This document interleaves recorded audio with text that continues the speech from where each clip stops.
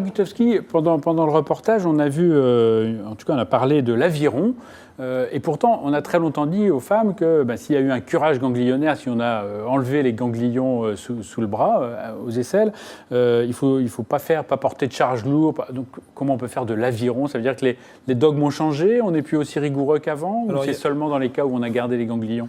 Voilà, il y a quand même deux choses qui ont changé. Il y a effectivement les dogmes, mais il y a aussi une pratique chirurgicale qui a changé. C'est-à-dire qu'effectivement, il y a 15-20 ans, la stadification axillaire reposait sur le curage.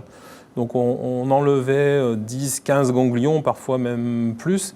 Et donc ce qu'il faut savoir, c'est que plus on enlève de ganglions, plus il y a de risques de séquelles sur le bras. Donc le syndrome... À quoi ils servent les ganglions d'ailleurs? On peut peut-être le rappeler. En fait, donc, c'est une étape du drainage lymphatique de la lymphe du membre supérieur. Et donc lorsqu'ils sont retirés, ils ne repoussent pas. On interrompt le drainage lymphatique.